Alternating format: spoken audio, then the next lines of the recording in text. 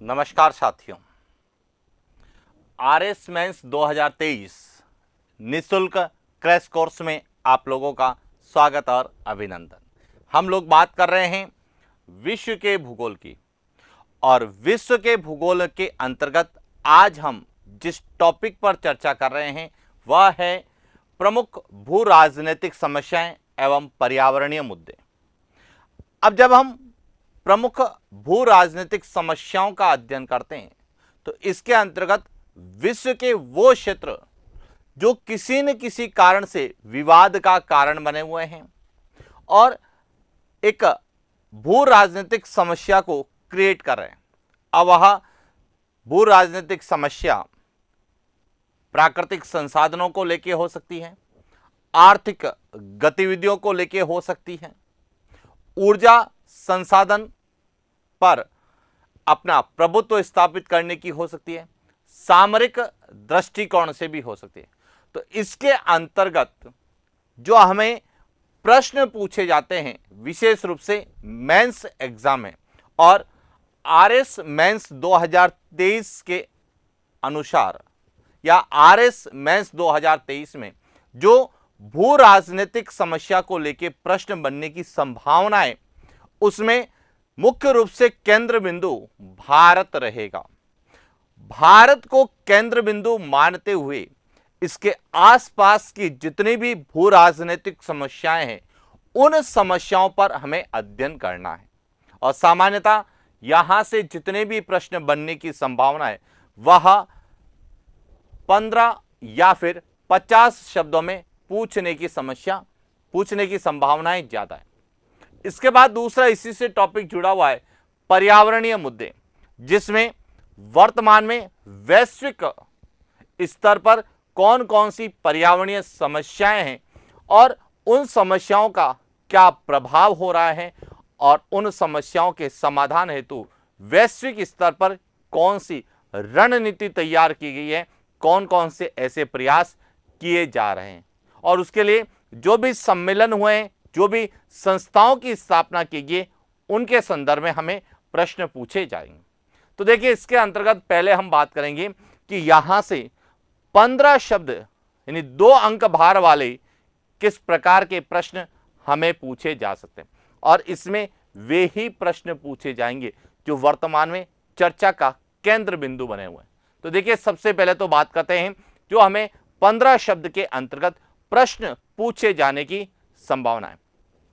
और यहां जो सारथी आरएस एकेडमी उदयपुर की पहल पर जो यहां एक निशुल्क कोर्स शुरू किया गया है, विशेष रूप से उन विद्यार्थियों के लिए जिन्होंने प्री एग्जाम देते ही अपनी मेंस की तैयारी शुरू की है, और मेंस की तैयारी के अंतर्गत उन्होंने पूरे सिलेबस को कवर किया है। अब उस सिलेबस का किस प्रकार से रिवीजन किया जा सकता है, और साथ ही साथ ऐसे कोई बिंदु जो विद्यार्थियों ने तैयारी स्व अध्याय के रूप में या जब उन्होंने तैयारी की तो उस समय कोई बिंदु छूट गया है विशेष रूप से भू राजनीतिक समस्याओं के संबंध में, तो उन प्रश्नों का हम यहां पर समायोजन कर रहे हैं ताकि विद्यार्थियों को उन प्रश्नों का भी जो है आभास हो जाए कि करंट के साथ जोड़कर कैसे प्रश्न पूछे जाते हैं और उनका किस तरह से उत्तर लेखन करना है। तो देखिए, सबसे पहले हम बात करते हैं प्रश्नों की कि यहां से किस प्रकार के प्रश्न पूछे जाने की संभावना है। तो यदि हम 15 शब्द की बात करें तो यहां से क्या प्रश्न बन सकते हैं। तो देखिए, वर्तमान में भारत का जो दृष्टिकोण रहा है या वर्तमान भारतीय राजनीति की बात करें तो उसमें भारत ने जो पहले सी इन ईस्ट की पॉलिसी थी उसको परिवर्तित करके एक्ट इन ईस्ट में कन्वर्ट किया है, जो कि हम अंतर्राष्ट्रीय संबंधों आईआर के अंतर्गत पढ़ते हैं।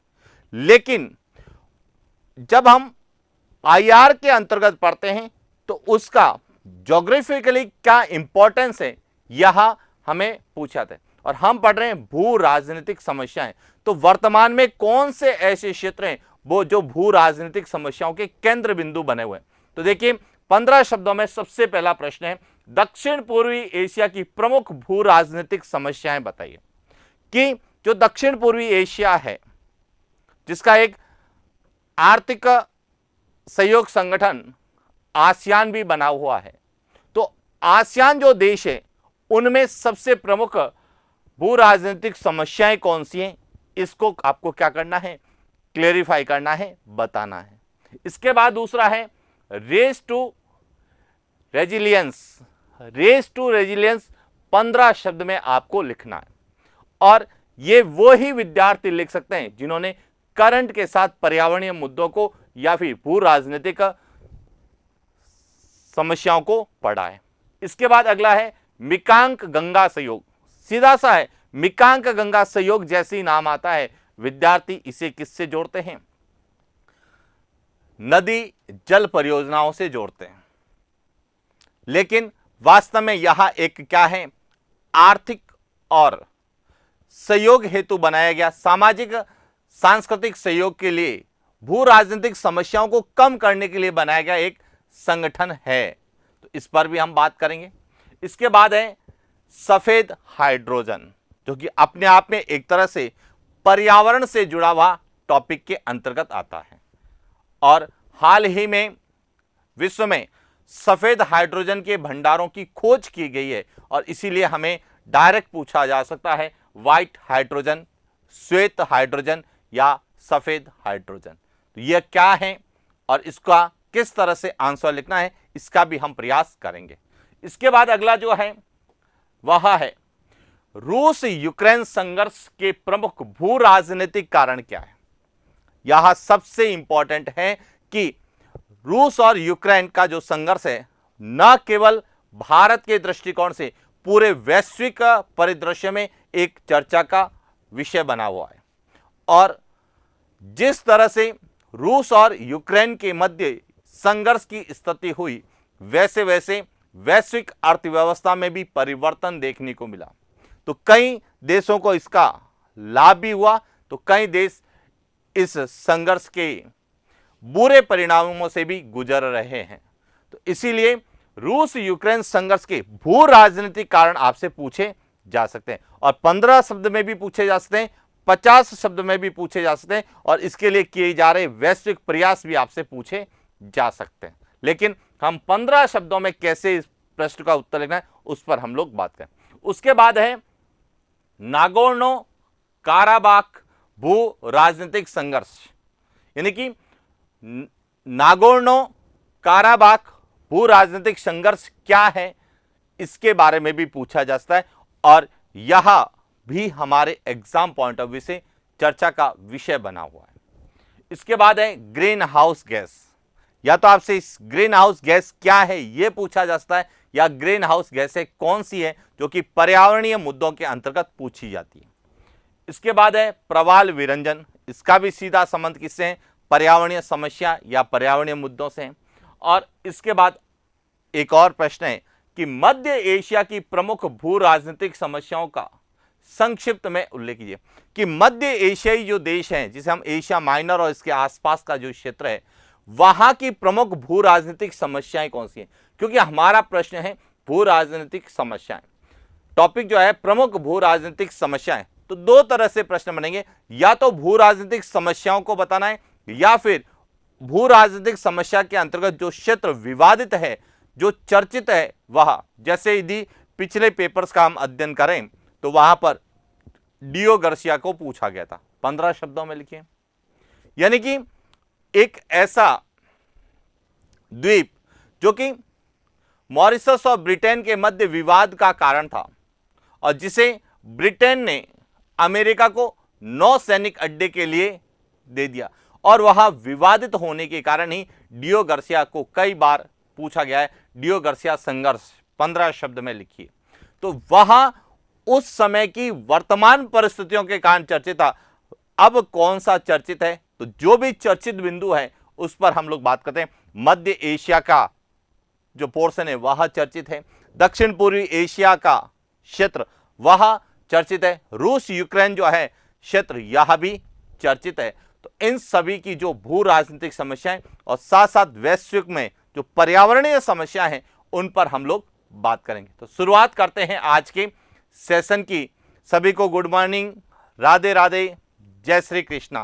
तो अब देखिए सबसे पहले आज के लिए पहला प्रश्न कि दक्षिण पूर्वी एशिया की प्रमुख राजनीतिक भू राजनीतिक समस्याएं बताइए। State the major geopolitical problems of South East Asia. तो अब हमें यहां पर केवल जो भू राजनीतिक समस्याएं हैं वही बतानी है। यहां हमें दक्षिण पूर्वी एशियाई देशों के बारे में नहीं बताना है। दक्षिण पूर्वी एशियाई देशों में विशेष रूप से कंबोडिया है, वियतनाम है, थाईलैंड है, म्यांमार है, लाओस है। ये जो देश हैं जो एशिया के दक्षिण पूर्व में स्थित हैं उन्हें हम दक्षिण पूर्वी एशियाई देश कहते हैं। यहां पर जो सबसे प्रमुख भू राजनीतिक समस्याएं कौन सी हैं, तो देखिए एक एक को लेके। सबसे पहले यहां भू राजनीतिक समस्या है वह है चीन और अमेरिका का प्रभाव, कि चीन और अमेरिका इन देशों पर अपना प्रभाव स्थापित कर रहा है, इन देशों के कई भौगोलिक क्षेत्र पर अपना आधिपत्य जमाने की कोशिश कर रहा है। तो सबसे पहला जो है यहां की भू राजनीतिक समस्या जो हमारे सामने आ रही है वह आ रही है चीन और अमेरिका का प्रभाव। लेकिन चीन का प्रभाव क्या है, विस्तारवादी नीति है। तो ध्यान रखना, सबसे पहला है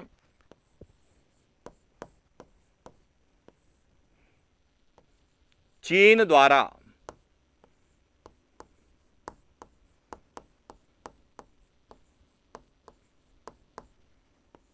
विस्तारवादी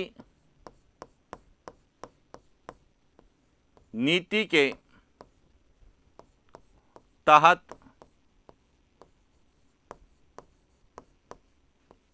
द्वीपों का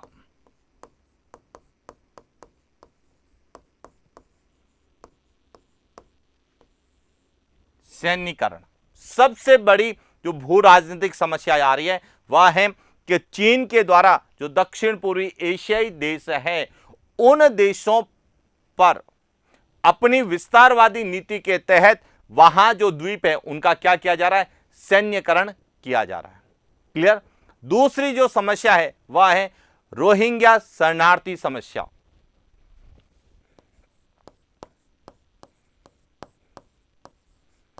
रोहिंग्या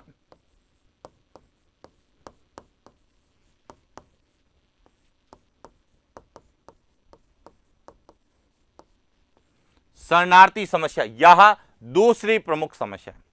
तीसरी समस्या है कि यह जो दक्षिण पूर्वी एशियाई देश है यहां पर लोकतांत्रिक सत्ता का विरोध करके सैन्य शासन का गठन, लोकतांत्रिक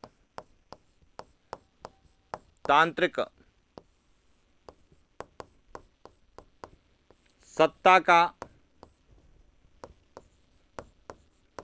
विरोध एवं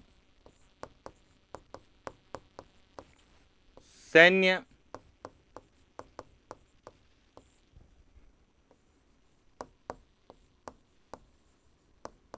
शासन की स्थापना। यानी कि यहां पर जो लोकतांत्रिक सत्ता है उसका वहां के लोगों के द्वारा क्या विरोध किया जा रहा है और साथ ही साथ वहां पर सैन्य शासन की स्थापना की जा रही है। और क्या है इसके अलावा है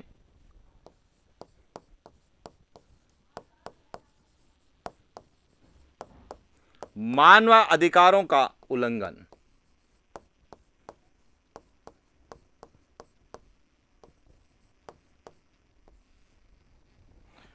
और साथ ही साथ आर्थिक अस्थिरता।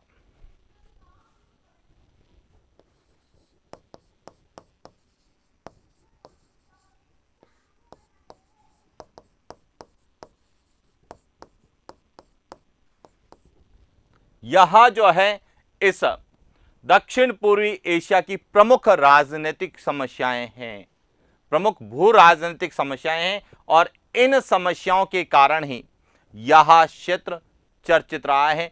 और सबसे प्रमुख कारण तो है कि चीन के द्वारा अपनी विस्तारवादी नीति के तहत द्वीपों का या इनके क्षेत्रों का क्या करना, सैन्यीकरण करना। तो यह ध्यान रखना। और दूसरी रोहिंग्या समस्या, यह भी वहां की प्रमुख भू राजनीतिक समस्या में है कि रोहिंग्या जो है यह एक दूसरे से दूसरे देशों में पलायन कर जाते हैं और वहां पर शरणार्थी समस्या जो है केंद्र बिंदु है। इसके अंतर्गत भारत भी रोहिंग्या शरणार्थी समस्या से प्रभावित है। क्लियर, चला आगे। तो पॉइंट क्लियर हो चुका होगा कि दक्षिण पूर्वी एशिया की प्रमुख भू राजनीतिक, अब ध्यान रखना, दक्षिण पूर्वी एशिया का कोई भी ऐसा क्षेत्र जो अभी हाल ही में चर्चित रहा है, किसके कारण, चाहे वह चीन या अमेरिका के प्रभाव के कारण हो या चीन की विस्तारवादी नीति के कारण हो, तो उसको भी आपको क्या करना है, मेंशन करना है। जैसे कि चीन के द्वारा जो है दक्षिण पूर्वी एशिया के कई देशों में अपने सैन्य अड्डे स्थापित किए। चला आगे बात करते हैं अगला प्रश्न। अगला प्रश्न है race to resilience. Race to resilience क्या है? तो देखिए यहां एक क्या है, जलवायु परिवर्तन की चुनौतियों का समाधान करने वाला वैश्विक अभियान है। यानी कि यह किससे जुड़ा हुआ है, पर्यावरण से जुड़ा हुआ है। और यह क्यों चर्चित है, इसका कारण है क्योंकि अभी जो हाल ही में COP 28 का आयोजन हुआ, कॉन्फ्रेंस ऑफ पार्टीज 28, उसके दौरान भारत ने इसकी भागीदारी में क्या की, घोषणा की। और इसीलिए यह रेस टू रेजिलियंस पर्यावरणीय मुद्दों के अंतर्गत भी पूछा जा सकता है और करंट के साथ भी पूछा जा सकता है। क्या है देखिए समझना,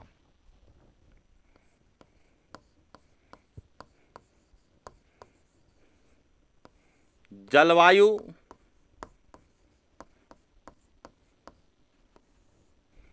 परिवर्तन की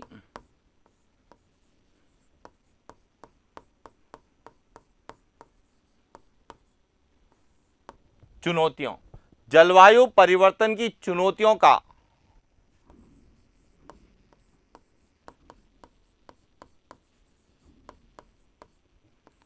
समाधान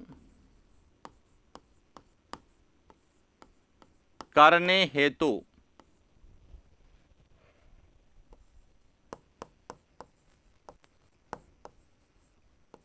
वैश्विक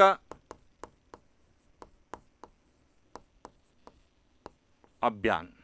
पहला पॉइंट तो क्लियर हो गया कि यह रेस टू रेजिलियंस क्या है, जलवायु परिवर्तन के संबंध में जो भी वैश्विक समस्याएं उनका समाधान कैसे किया जाए, जो वैश्विक चुनौतियां हैं उनका समाधान कैसे किया जाए, उसके लिए चलाया गया यह अभियान है।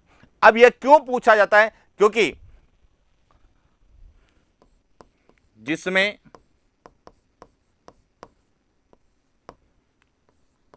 COP 28 के दौरान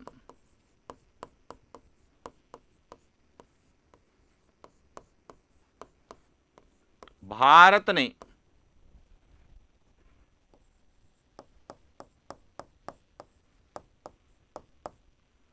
भागीदारी की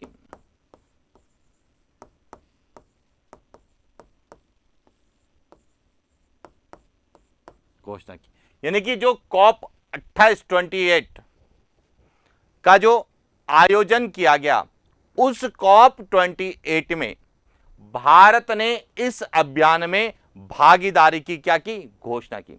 और भारत में इस अभियान का नेतृत्व कौन करेगा, C³ करेगा। कौन करेगा, C³। लेकिन हमें 15 शब्द में लिखना है, तो हमें सबसे पहले तो यह बताना है कि रेस टू रेजिलियंस क्या है। तो यह जलवायु परिवर्तन की चुनौतियों का सामना करने या समाधान करने हेतु वैश्विक अभियान है। और भारत इसका सदस्य कब बना, या भारत ने इस अभियान में भागीदारी की घोषणा कब की, तो COP 28 में की, COP 28 के अंतर्गत की। और COP 28 का जो आयोजन है वह वर्ष 2023 में हुआ है। और आपसे 50 शब्दों में भी पूछा जा सकता है कि COP 28 की प्रमुख उपलब्धियां क्या है, जिसके बारे में हम आगे चर्चा करेंगे। तो देखिए क्लियर हो चुका होगा कि रेस टू रिलीजियंस क्या है और कैसे पूछा जा सकता है। चला आगे बात करते हैं अगले प्रश्न की। और अगला प्रश्न है मिकांग गंगा सहयोग। इसको 15 शब्द में लिखना है, मिकांग गंगा सहयोग। और यह भी चर्चित है क्योंकि वर्ष 2023 में भारत और थाईलैंड के मध्य आर्थिक सहयोग बढ़ाने हेतु मिकांग गंगा आर्थिक सहयोग परिषद या मिकांग गंगा सहयोग परिषद के गठन की घोषणा की। और तो मिकांग गंगा सहयोग परिषद जो कि भारत और थाईलैंड के मध्य आर्थिक सहयोग के लिए बनाई गई है। अब आता है हमें लिखना है मिकांग गंगा सहयोग, तो ध्यान समझना, यह वर्ष 2000 में यानी कि नवंबर 2000 में भारत और दक्षिण पूर्वी एशिया के 5 देश यानी कि कुल 6 देशों द्वारा आर्थिक सांस्कृतिक सहयोग को बढ़ाने के उद्देश्य से किया गया एक समझौता है जिसे मिकांग गंगा सहयोग के नाम से जानते हैं। समझना यहां से क्या है। नवंबर 2000 में भारत तथा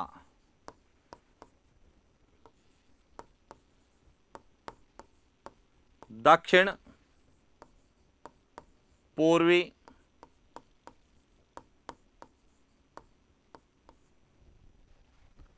एशिया के 5 देशों, कौन कौन से समझना यहां से, थाईलैंड,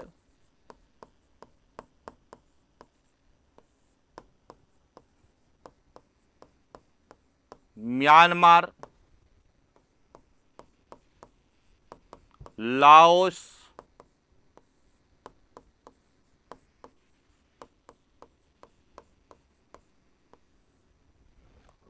वियतनाम और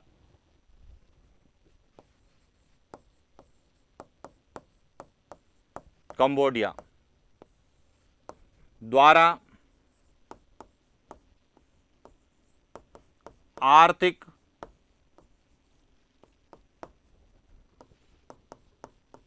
सामाजिक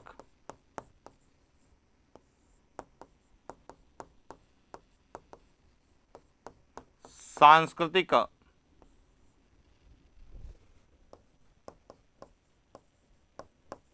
सहयोग बढ़ाने हेतु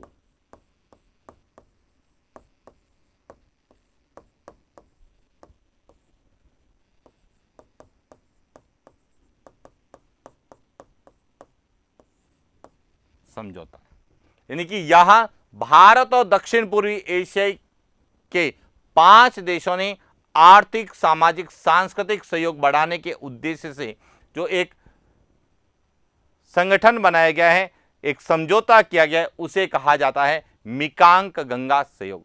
क्योंकि मिकांग गंगा का जब भी प्रश्न आता है विद्यार्थी इसका उत्तर ज्योग्राफी में नदियों के संदर्भ में देखते हैं, क्योंकि मिकांग गंगा परियोजना जो कि दक्षिण पूर्वी एशियाई देशों की एक प्रमुख परियोजना के रूप में जाना जाता है। मिकांग गंगा वहां की प्रमुख नदी है, लेकिन यह जो है भारत का दक्षिण पूर्वी एशियाई देशों के साथ एक आर्थिक सामाजिक और सांस्कृतिक सहयोग बढ़ाने हेतु किया गया समझौता है या संगठन है। क्लियर?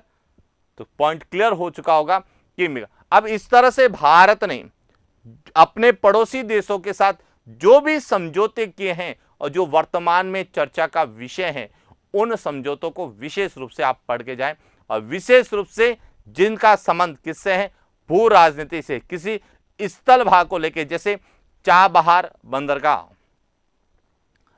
बंदरगाह यह भी चर्चा का विषय बना हुआ है, और चाबहार बंदरगाह का भी प्रश्न आपसे एग्जाम में पूछे जाने की संभावना है।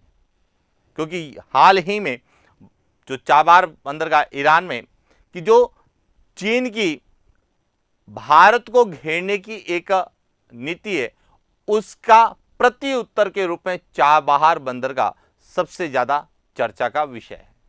और इसीलिए जब हम भू राजनीतिक समस्याएं या पर्यावरणीय जो मुद्दे पढ़ें तो उसमें वर्तमान के संदर्भ में पढ़ें। अब आप इसको कहेंगे सर कितना करंट पढ़ें, तो थोड़ा सा मैं मेरे अनुभव से बता देता हूं कि आप जब आरएस प्री का एग्जाम हुआ, आरएस प्री का एग्जाम हुआ, उसके बाद का जो करंट है, यानी कि यहां मान के चलें कि आप अक्टूबर, नवंबर, दिसंबर, इन 3 माह का, फिर जनवरी, फरवरी और मार्च, इन 3 माह का, इन 6 माह का अच्छे से आप करंट पढ़ के जाएं। विशेष रूप से अंतर्राष्ट्रीय मुद्दों को पढ़ के जाएं, जो आपको आईआर के अंतर्गत भी पूछे जाएंगे और आपके उत्तर लेखन में अच्छे कीवर्ड उपलब्ध करवाएंगे। और दूसरा, जो भी भू राजनीतिक और पर्यावरणीय समस्याएं उनके संदर्भ में, क्योंकि भू राजनीतिक और पर्यावरणीय समस्या में जो ट्रेडिशनल क्वेश्चन है, जिसे हम परंपरागत प्रश्न कहते हैं, वह अब वर्तमान में नहीं पूछे जाते। वर्तमान में एनालिटिकल प्रश्न बहुत पूछे जा रहे हैं। कैसे प्रश्न पूछे जा सकते हैं उस पर हम लोग आगे चर्चा करेंगे, जो विशेष रूप से पर्यावरणीय मुद्दों से और भू राजनीतिक समस्याओं से पूछे जाने की संभावना। चले आगे। लेकिन हम किस तरह से 15 शब्द वाले प्रश्न बन सकते हैं, क्योंकि यह टॉपिक एक ऐसा है जिस पर सबसे ज्यादा विद्यार्थी कंफ्यूज होता है कि सर इसमें क्या पढ़े, इतना सारा है। इतना सारा नहीं, हमारा एग्जाम प्री कब हुआ उसके बाद से लगाकर वर्तमान तक के करंट में जो भी मुद्दे होंगे, और विशेष रूप से नवंबर है, दिसंबर है, अक्टूबर है, इन मंथ में, और जनवरी से लगाकर अक्टूबर तक के माह के अंतर्गत जो अंतर्राष्ट्रीय मुद्दे थे, जिनका भी संबंध भू राजनीतिक समस्या से था या पर्यावरणीय मुद्दों से था, चाहे वह वैश्विक सम्मेलन के रूप में हो, चाहे वह किसी समझौते के रूप में हो, चाहे वह किन्हीं 2 देशों के बीच में विवाद के रूप में हो, तो उनको विशेष रूप से आप पढ़ के जाना है। क्लियर? चले आगे। अब बात करते हैं अगले प्रश्न की, और अगला प्रश्न है सफेद हाइड्रोजन। हाइड्रोजन का नाम तो सबने सुना होगा, लेकिन सफेद हाइड्रोजन क्या है? और जैसे ही सफेद हाइड्रोजन आएगा, विद्यार्थी इसका उत्तर या तो साइंस के रूप में, केमिस्ट्री के रूप में लिखने की कोशिश करेगा। नहीं, हमें ज्योग्राफी के अंतर्गत लिखना है सफेद हाइड्रोजन क्या है। तो अब समझना यहां से कि सफेद हाइड्रोजन जो फ्रांस का उत्तर पूर्व में स्थित एक क्षेत्र है, जिसका नाम है लोरेन क्षेत्र, जो कि लोहा इस्पात उद्योग के लिए जाना जाता है, उस क्षेत्र में स्वच्छ ऊर्जा संसाधन के रूप में हाइड्रोजन के भंडारों की खोज की गई, और उन हाइड्रोजन के भंडारों को ही क्या कहा गया है? सफेद हाइड्रोजन या गोल्ड हाइड्रोजन या प्राकृतिक हाइड्रोजन कहा गया। सामान्यतः जब भी हाइड्रोजन की बात आती है तो हम सौर ऊर्जा की तरफ भागते हैं, क्योंकि विश्व में हाइड्रोजन का सबसे बड़ा स्रोत या ऊर्जा का सबसे बड़ा स्रोत जो माना गया है वह है सूर्य। और सूर्य नाभिकीय संलयन क्रिया के द्वारा ऊष्मा का, प्रकाश का उत्सर्जन करता है, और सूर्य जो कि हाइड्रोजन का एक क्या है? गर्म गोला है, और हाइड्रोजन को हम भविष्य के ईंधन के रूप में देखते हैं। तो इसीलिए वर्तमान में हाइड्रोजन यानी सौर ऊर्जा के रूप में हाइड्रोजन की भूमिका अधिक है। और आपने देखा होगा पेरिस समझौते के संदर्भ में कि जब पेरिस समझौता हुआ तो उस समय जो है भारत के नेतृत्व में एक सोलर अलायंस का भी गठन किया गया, जिसका मुख्यालय भारत में है, और भारत में एकमात्र अंतर्राष्ट्रीय मुख्यालय वह है इंटरनेशनल सोलर अलायंस का, यानी कि अंतर्राष्ट्रीय सौर महागठबंधन का मुख्यालय गुरुग्राम में है। तो इसीलिए ध्यान रखना कि सफेद हाइड्रोजन आए तो विद्यार्थी जो है सौर ऊर्जा की तरफ जाएंगे, लेकिन नहीं, यह क्या है इस पर हम लोग बात करते हैं। तो देखिए, समझना यहां से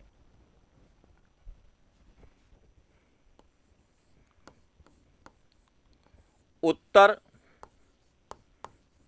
पूर्वी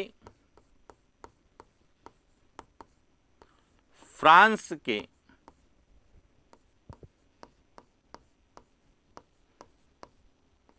लॉरेन क्षेत्र में, यानी कि जो फ्रांस का उत्तर पूर्वी क्षेत्र है लॉरेन क्षेत्र, लॉरेन क्षेत्र में स्वच्छ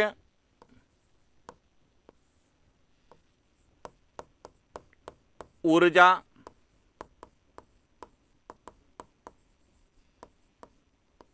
संसाधन के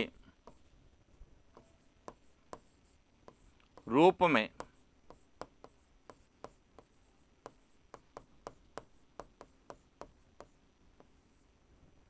हाइड्रोजन के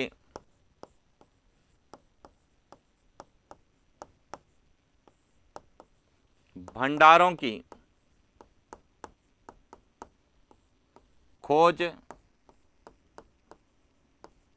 की गई, जिसे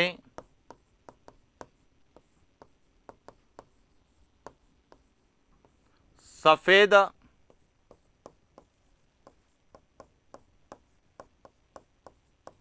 हाइड्रोजन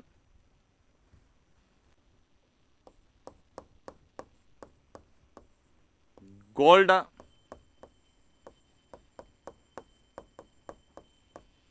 हाइड्रोजन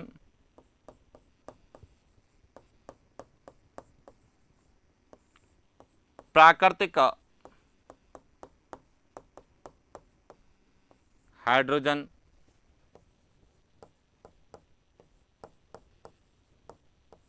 कहा गया। तो इस तरह से हम 15 शब्द की शब्द सीमा में हम एक अच्छा आदर्श उत्तर लिख सकते हैं।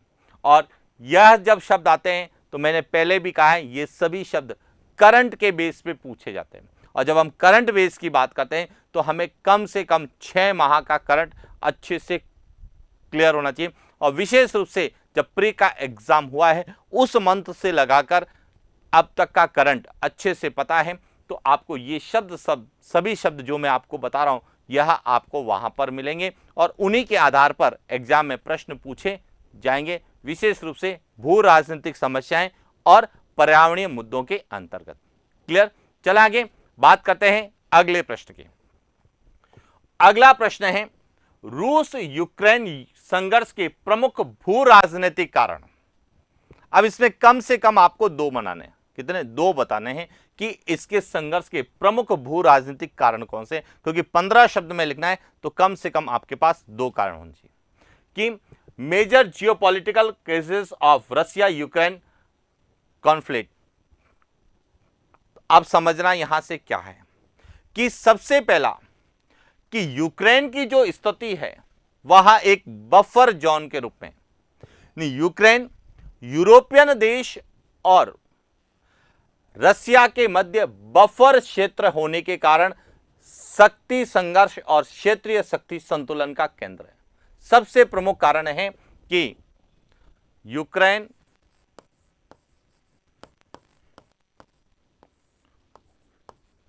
रूस तथा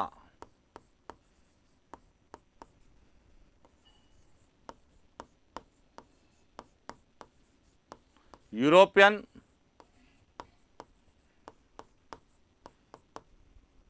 देशों के मध्य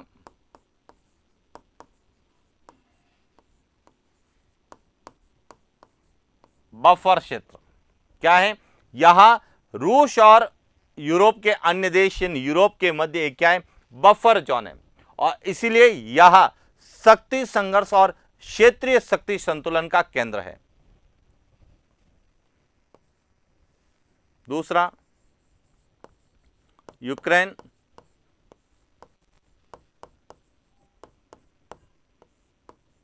शक्ति संघर्ष और क्षेत्रीय शक्ति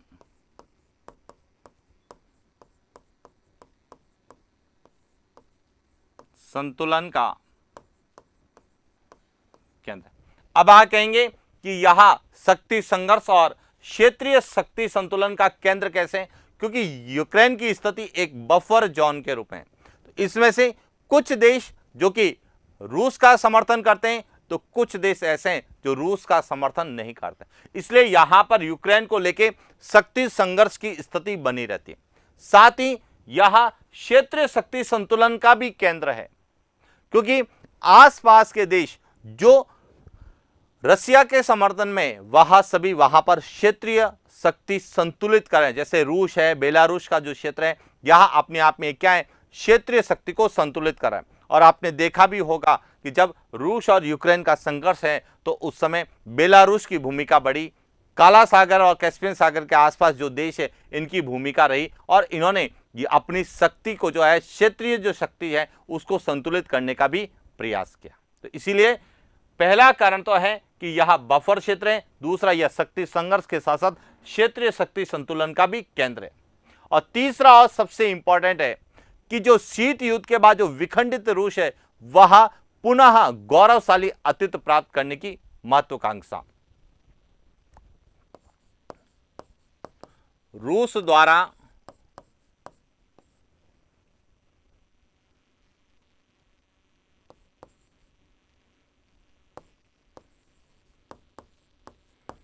विखंडित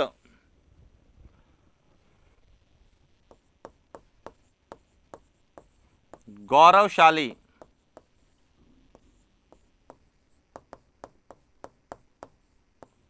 अतीत को प्राप्त करने की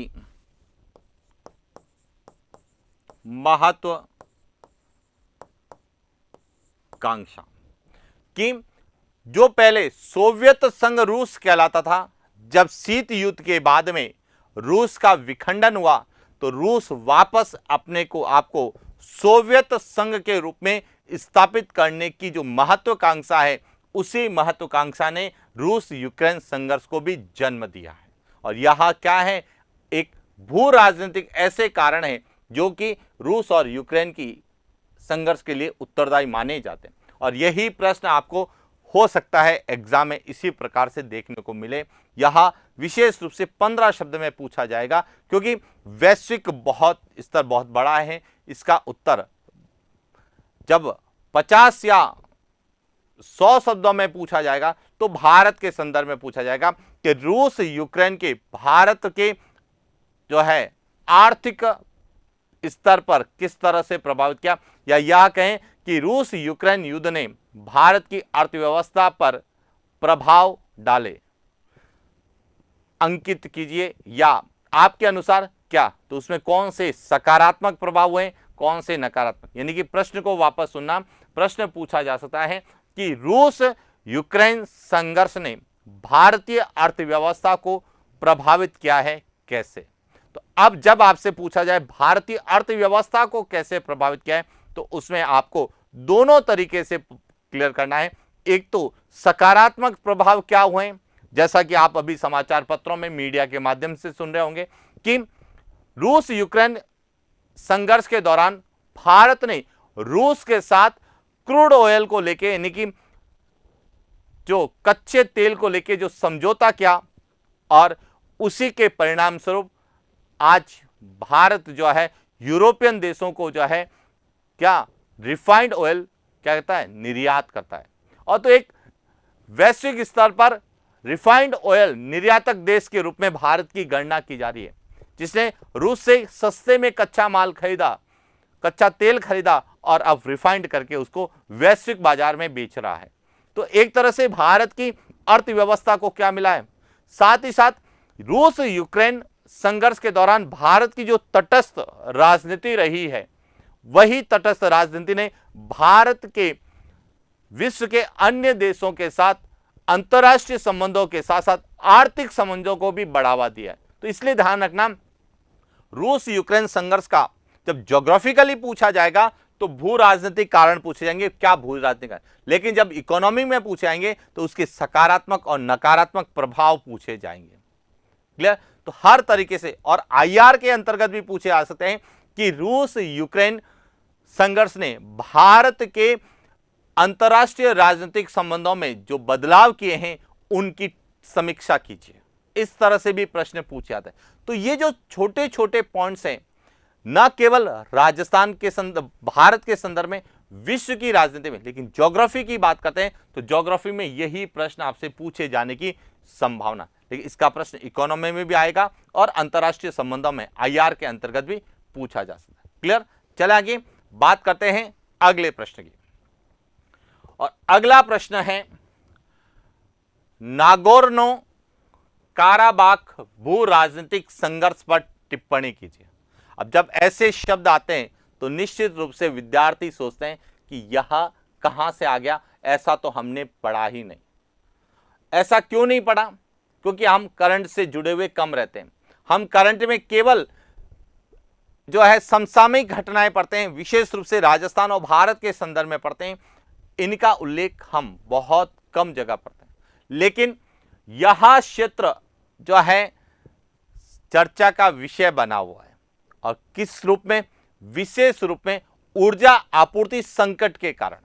और इसीलिए यह नागोर्नो काराबाख भू राजनीतिक संघर्ष डायरेक्ट 15 शब्द में पूछा जा सकता। अब क्या है, सबसे पहले तो आपको यह पता होना चाहिए कि यह क्षेत्र है कहां। तो यह जो है नागोर्नो काराबाख, यह काला सागर और कैस्पियन सागर के मध्य में स्थित है, जो यूरोप और एशिया की सीमा पर स्थित है। क्लियर? और यह आर्मेनिया और अजरबैजान के मध्य विवादित क्षेत्र है। सबसे पहले तो यह है कहां?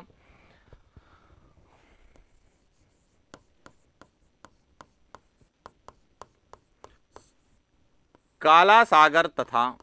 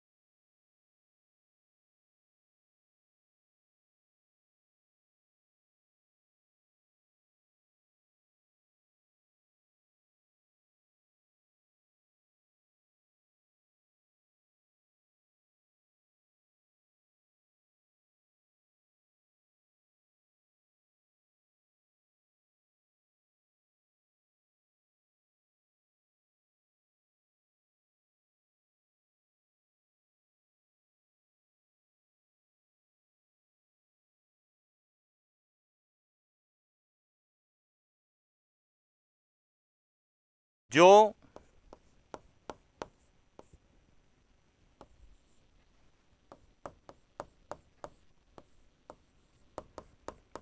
आपूर्ति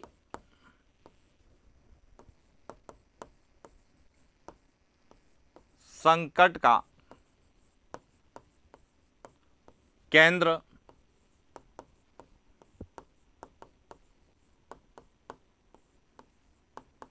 बन सकता है। क्योंकि हमें 15 शब्द में लिखना है, तो हम 15 शब्द की ही बात करें कि 15 शब्द में क्या उत्तर हो सकता है। तो देखिए कि यह नागोर्नो काराबाख भू राजनीतिक संघर्ष क्या है। तो सबसे पहले तो यह बताना है कि यह है कहां। तो यह काला सागर और कैस्पियन सागर के मध्य स्थित है, जो आर्मेनिया और अजरबैजान के मध्य विवादित क्षेत्र है, और यहां से तेल और गैस की पाइपलाइनें गुजरती है।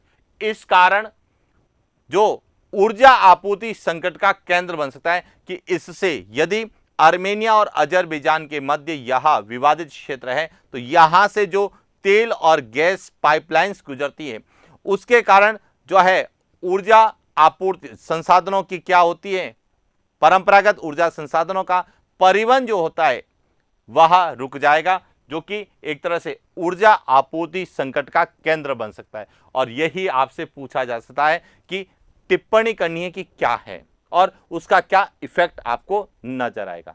तो क्लियर हो रखा होगा या आपको समझ में आ रहा होगा कि किस तरह से प्रश्न पूछे जाते हैं और भू राजनीतिक समस्याएं के अंतर्गत किस तरह से 15 शब्द में आपको आंसर लिखना होता है। सामान्यतः ज्योग्राफिकल क्षेत्र ही पूछा जाएगा, यह ध्यान रखना, और वही क्षेत्र पूछा जाएगा जो दो देशों के बीच में विवाद का कारण बना हुआ है, और वह विवादित क्षेत्र ही भू राजनीतिक समस्याओं को जन्म देता है। और उसका क्या इफेक्ट होता है? तो इफेक्ट राजनीतिक इफेक्ट भी होते हैं, आर्थिक इफेक्ट भी होते हैं, सामाजिक है, मानवीय हानि भी होती है। तो कई तरह के आपको वहां पर प्रभाव मिलेंगे, लेकिन हमारे हैं प्रमुख भू राजनीतिक समस्याएं, तो हमें केवल भू राजनीतिक समस्याएं जो है उन समस्याओं को समझना है कौन कौन सी है। क्लियर? और उसमें से एक समस्या कौन सी है? नागोर्नो काराबाख क्षेत्र। चल आगे, इसके बाद बात करते हैं अगले प्रश्न की। और अगला प्रश्न जो है वह है ग्रीन हाउस गैस या ग्रीन हाउस गैस है। दो तरीके से प्रश्न पूछा जा सकता है। या तो पूछा जाएगा कि प्रमुख ग्रीन हाउस गैसें कौन सी हैं, या फिर ग्रीन हाउस गैसें 15 शब्द में लिखनी होती। तो अब समझना है कि वे गैसें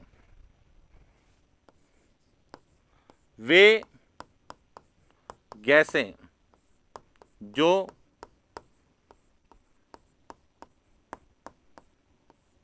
हरित गृह प्रभाव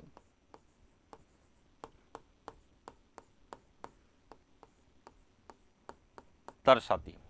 सबसे पहले कि वे गैसें जो हरित गृह प्रभाव दर्शाती हैं तथा जलवायु परिवर्तन ग्लोबल वार्मिंग के लिए उत्तरदायी है।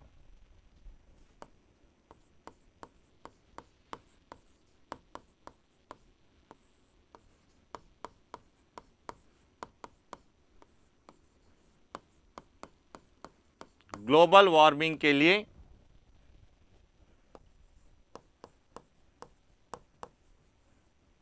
उत्तरदायी, जैसे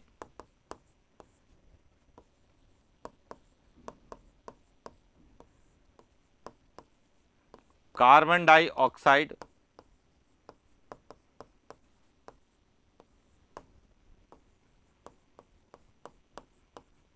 क्लोरो फ्लोरो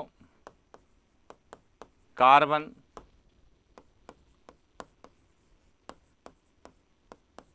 मीथेन,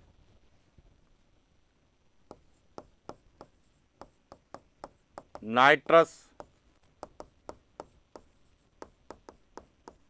ऑक्साइड आदि। यानी कि ग्रीन हाउस गैसें किसे कहेंगे? कि वे गैसें जो हरित गृह प्रभाव दर्शाती हैं और वर्तमान में जो ग्लोबल वार्मिंग है, ग्लोबल वार्मिंग के लिए उत्तरदायी मानी जाती हैं, उन्हें क्या कहा जाता है? ग्रीन हाउस गैसें। क्यों? क्योंकि ग्रीन हाउस गैसें हरित गृह प्रभाव दर्शाती और प्राकृतिक हरित गृह प्रभाव के कारण ही पृथ्वी का तापमान जीवन योग्य है। औसत तापमान कितना रहता है?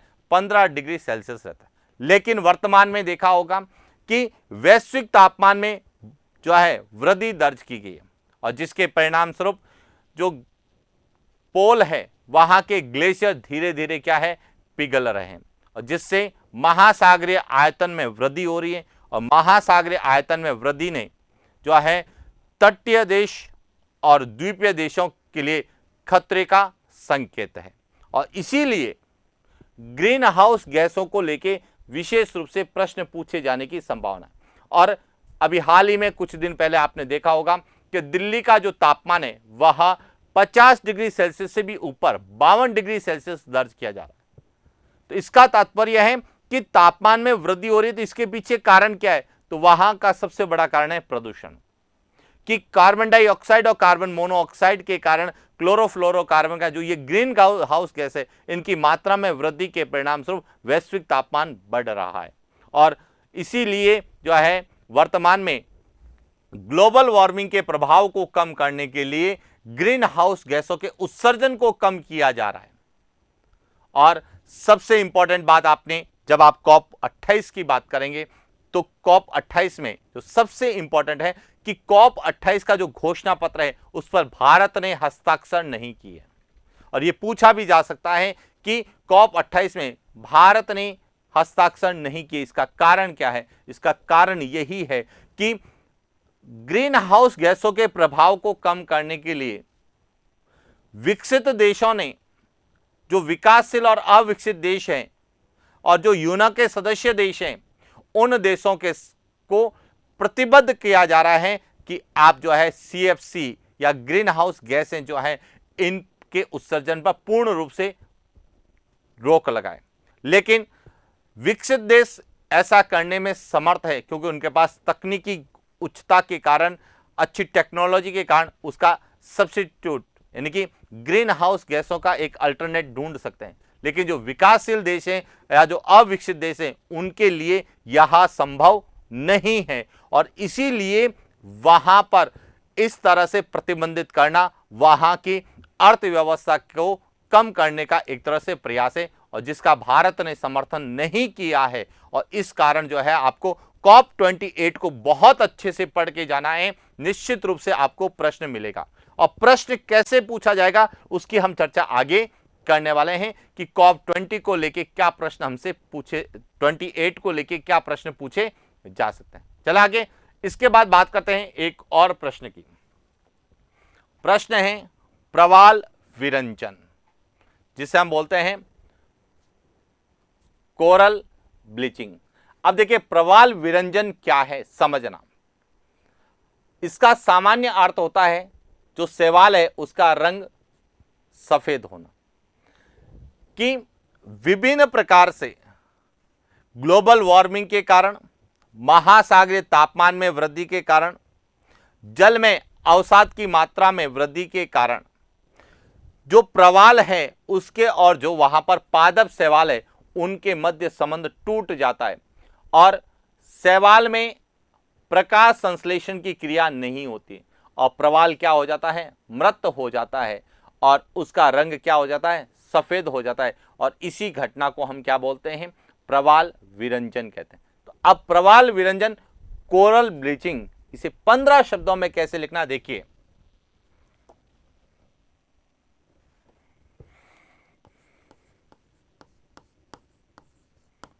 ग्लोबल वार्मिंग,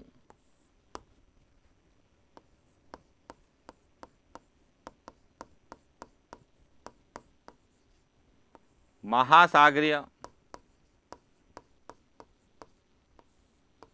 तापमान में वृद्धि,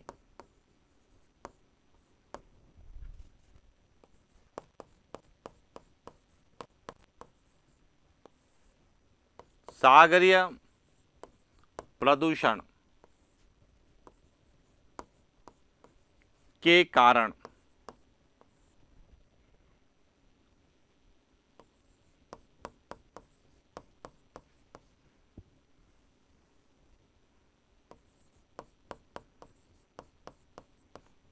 शैवाल में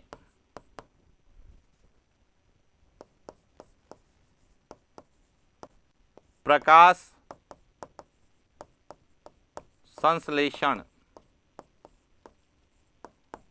की क्रिया के अभाव में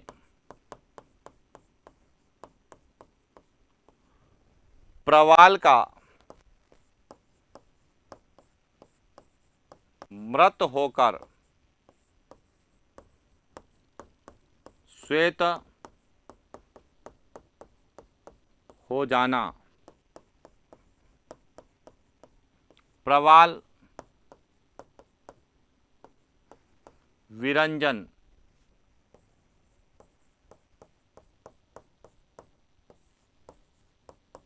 कहलाता है। क्लियर हो चुका होगा कि प्रवाल विरंजन किसे कहते हैं।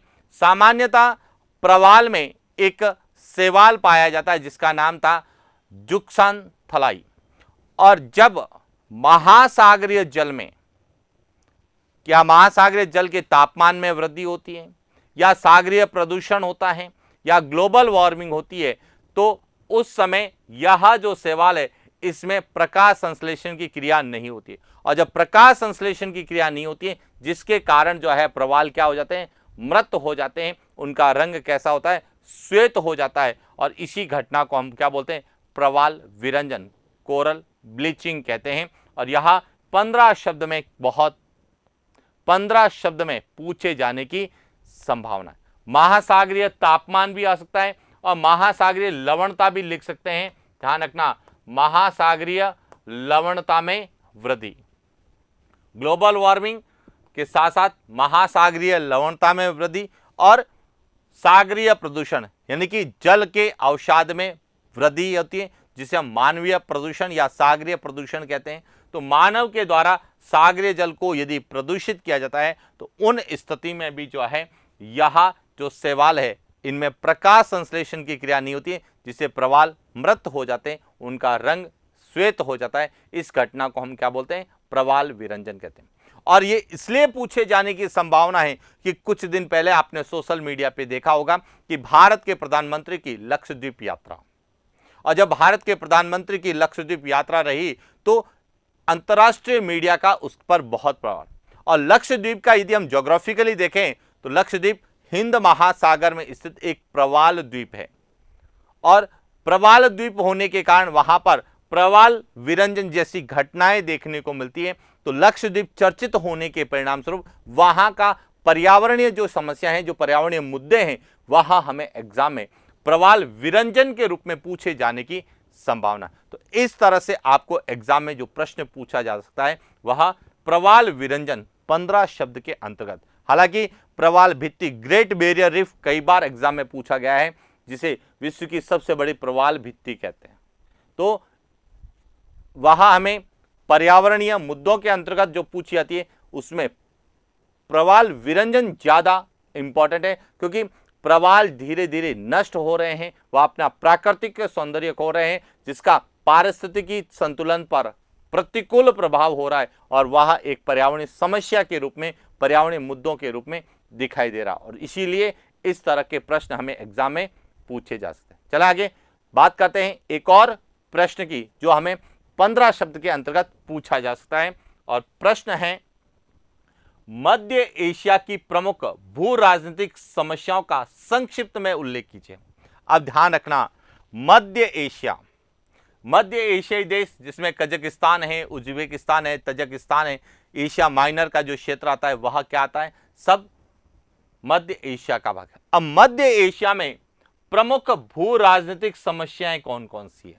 अब यहां पर सबसे इंपॉर्टेंट बात आती है कि मध्य एशिया की ज्योग्राफी को देखें तो मध्य एशियाई क्षेत्र सामान्यतः वहां पर क्या है?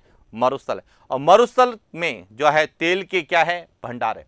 तो वहां पर सबसे बड़ी जो भू राजनीतिक समस्या है वह है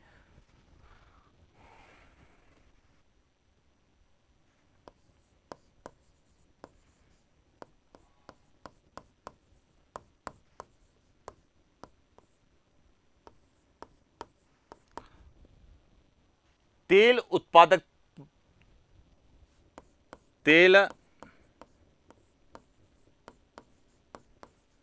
उत्पादकता पर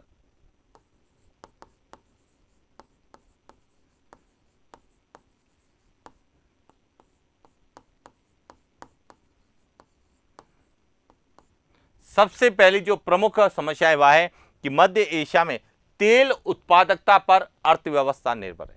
इसीलिए वहां के जितने भी देश हैं या जो विकसित देश हैं वह एशिया, विशेष रूप से मध्य एशिया में जो तेल उत्पादक क्षेत्र है उन पर अपना आधिपत्य जमाने की कोशिश कर रहे हैं, जो कि वहां की भू राजनीतिक समस्या का प्रमुख कारण है। तो पहला पॉइंट क्लियर हो गया, तेल उत्पादक पर अर्थव्यवस्था की निर्भरता, यह क्या है?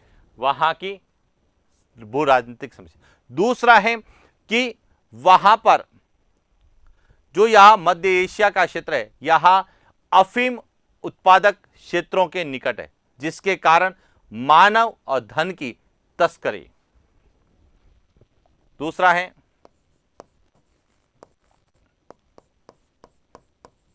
मध्य एशिया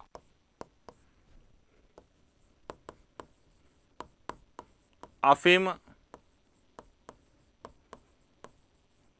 उत्पादक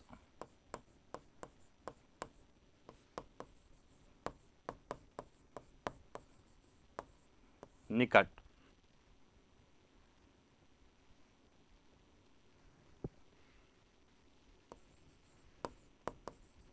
के कारण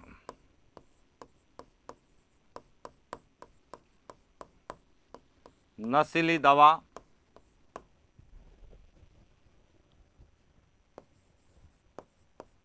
धन एवं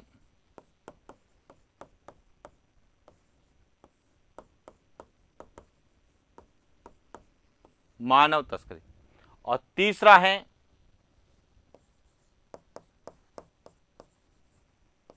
आतंकवाद एवं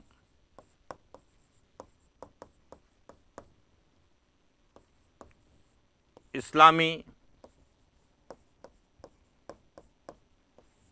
कट्टरता के कारण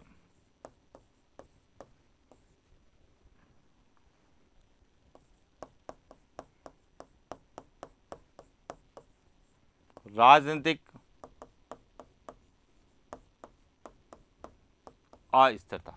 यह मध्य एशिया की प्रमुख भू राजनीतिक समस्याएं कि वहां पर इस्लामिक कट्टरता और आतंकवाद के कारण लोकतांत्रिक सत्ता की स्थापना संभव नहीं है। राजनीतिक अस्थिरता ने वहां पर भू राजनीतिक समस्याओं को जन्म दिया। इसके अलावा वहां जो मध्य एशिया, यहां अफीम उत्पादक जो क्षेत्र है उनके निकट होने के कारण नशीली दवाएं, मानव और धन की तस्करी के कारण भू राजनीतिक समस्या का केंद्र बना हुआ है। और साथ ही साथ मध्य एशिया मुख्य रूप से तेल उत्पादक क्षेत्र होने के कारण हर कोई वहां पर अपना क्या करना चाहता है, हर कोई वहां पर अपना आधिपत्य स्थापित करना चाहता है। और इसीलिए देखा होगा कि वर्तमान में भारत के मध्य एशियाई देशों के साथ संबंधों में सुधार हुआ है और वहां से ऊर्जा के क्षेत्र में या फिर खनिजों के क्षेत्र में की बात करें तो कई ऐसे समझौते किए हैं जहां से वह भारत के लिए कच्चा माल यानी कि खनिज और साथ साथ कच्चा तेल और अन्य आर्थिक गतिविधियों को बढ़ावा दिया जा रहा है। इसीलिए मध्य एशिया, अब ध्यान रखना, मध्य एशिया, दक्षिण पूर्वी एशिया, इन पर विशेष रूप से जहां जहां भारत के संबंध बढ़े हैं, जिन देशों के साथ भारत के संबंधों में सुधार आया है, वहां की प्रमुख भू राजनीतिक समस्याएं कौन सी है, विशेष रूप से मध्य एशिया के संदर्भ में है, दक्षिण पूर्वी एशिया के संदर्भ में है, इनको बहुत अच्छे से समझ लेना। रूस यूक्रेन को लेके जो है वह, यदि आपने इस तरह से, क्योंकि जब भू राजनीतिक समस्या आती है तो विद्यार्थी पूरे विश्व को पढ़ने की कोशिश करता है, समझ नहीं, हमें अपने सिलेबस के अनुसार बात करें तो भारत के जिन जिन देशों के साथ संबंध है, जिन क्षेत्रों में भारत का प्रभुत्व है, या कहें कि भारत जिन क्षेत्र से जुड़ा हुआ है, वहां की जो समस्याएं वही हमें एग्जाम में पूछी जा सकती है। क्लियर? तो इस तरह से 15 शब्द में जितने भी प्रश्न पूछे जाने की संभावना है, उन प्रश्नों पर हमने बात की। अब बात करते हैं कि यदि आपसे भू राजनीतिक समस्याएं और पर्यावरणीय समस्याओं को लेकर 50 शब्द में यदि प्रश्न पूछे जाते हैं तो कैसे पूछे जा सकते हैं, तो प्रश्नों को समझना, उत्तर आप स्वयं लिखने की कोशिश करना। मैं आपको प्रश्न बताने की कोशिश करूंगा कि कैसे प्रश्न पूछे जाने की संभावना है। तो देखिए, सबसे पहला प्रश्न कि जो आपसे 50 शब्द में क्या प्रश्न बन सकते हैं, तो पहला प्रश्न जो पर्यावरण को लेकर पूछा जा सकता है वह है COP28 की प्रमुख उपलब्धियां बताइए कि COP28 की प्रमुख उपलब्धियां क्या है, यह आपको बतानी है। इसलिए COP28 बहुत अच्छे से पढ़ के जाना, और निश्चित रूप से आपको COP28 की थीम पूछी जा सकती है। और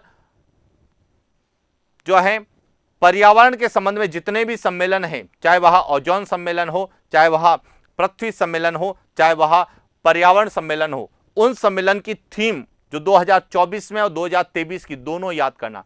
2023 की भी पूछी जा सकती है, 2024 की भी आपसे पूछी जा सकती है। तो जो सम्मेलन हो चुके हैं उनकी थीम क्या थी, उसकी करंट में वह याद रख के जाना, क्योंकि एक थीम जरूर पूछी जाती है, चाहे वह ओजोन सम्मेलन की हो, चाहे वह पृथ्वी सम्मेलन की हो, चाहे वह पर्यावरण सम्मेलन की हो, थीम। और साथ ही वर्तमान में उसके संबंध में कौन सा सम्मेलन हुआ है, तो यह COP28 जलवायु परिवर्तन संबंधी समझौता हुआ है।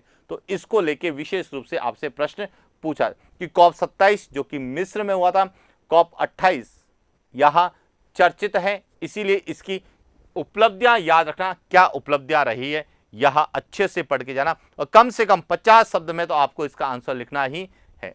अब यदि आपसे 15 शब्द में लिखें तो 2 या डायरेक्ट उपलब्धियां लिखें, और 50 शब्द में लिखें तो अच्छे से उसको जो है COP28 को बताते हुए कि इसका आयोजन कहाँ और कब हुआ और उसमें क्या उपलब्धियां रही, इस तरह से प्रश्न की उत्तर की शुरुआत करें। इसके बाद दूसरा है दिल्ली घोषणा पत्र का संक्षिप्त में उल्लेख करें।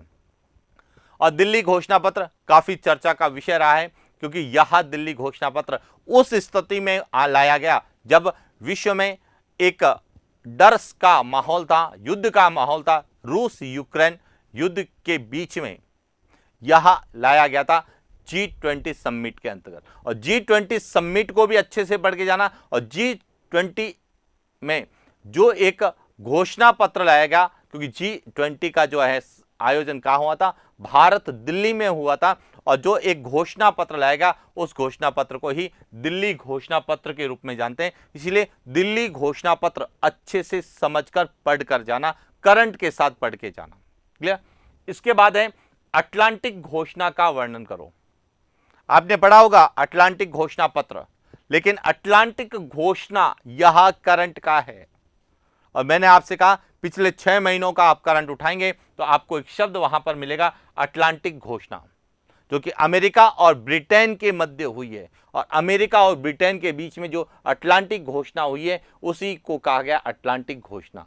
यहां भी करंट के आधार पर पूछा जा सकता है अटलांटिक घोषणा।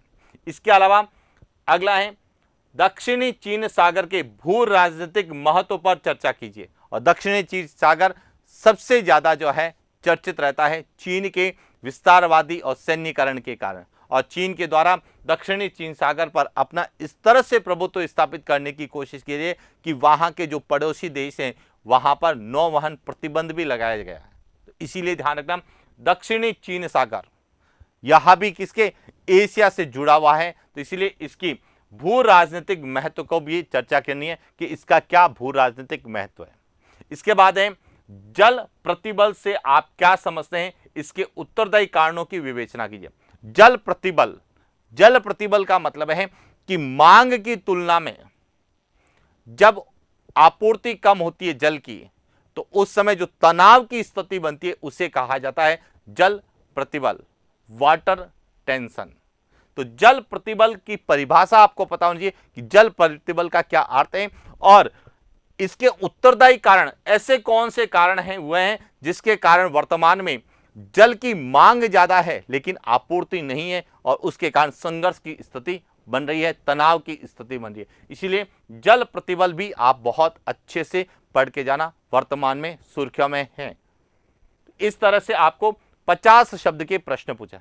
यही बात हम करें कि 100 शब्द में क्या प्रश्न बन सकते हैं, तो समझना 100 शब्द में पूछा जा सकता है कि हिंद प्रशांत क्षेत्र के महत्व को दृष्टिगत करते हुए भू राजनीतिक चुनौतियों की विवेचना कीजिए कि जो हिंद प्रशांत क्षेत्र है, हिंद महासागर और प्रशांत महासागर का जो क्षेत्र है उसका क्या महत्व है। सबसे पहले तो उसकी इंपॉर्टेंस को बताना है, उसकी क्या महत्व है। यह कम से कम आपको कितने शब्दों में, 40 शब्दों में, 40 से 50 शब्दों में लिखना।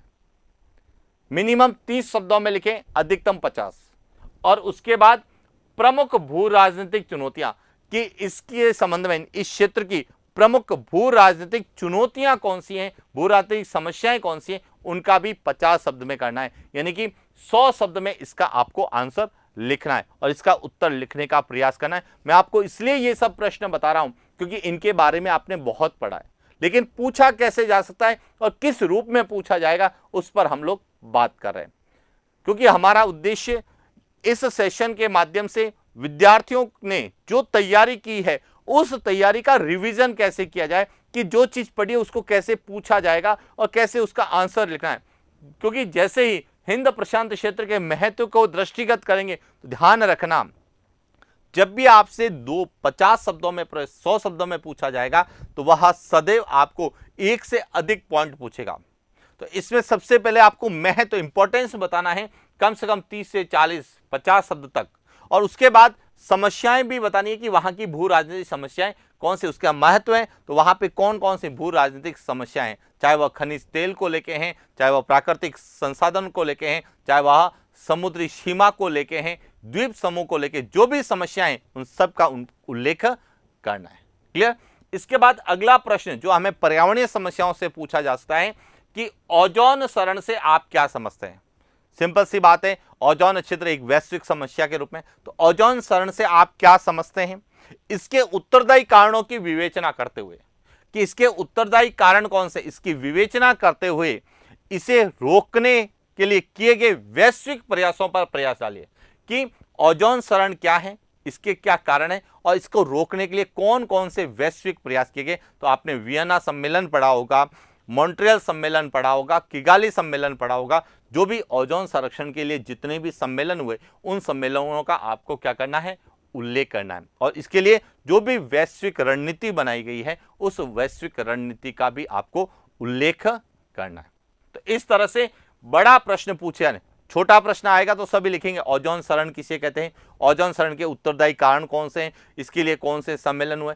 तो यदि आपने 3 पोर्शन में इसको अच्छे से, इसको आपको 15 शब्द में बताना है, इसको आपको 30 से 40 शब्द में बताना है और इसको आपको 50 से 60 शब्द में बताना है, और इस तरह से व्यवस्थित आंसर लिखना है ताकि क्लियर पता चले कि ओजोन सरण है। क्योंकि कई बार विद्यार्थी क्या करता है, लिखने का प्रयास तो करता है, उसमें जो चीज पूछी गई है उसको बहुत कम लिखा। यहां लिखा है ओजोन सरण से आप क्या समझते हैं, केवल 15 शब्द में बताइए ओजोन सरण का तात्पर्य क्या है। वहां ये नहीं बताना है कि इसके लिए जो है CFC उत्तरदायी है और इसकी जो है मोटाई इतनी होती है, इसको मापने की कहीं नहीं। ओजोन सरण, ओजोन परत को नहीं बताना है, ओजोन सरण को बताना है, ओजोन सरण क्या।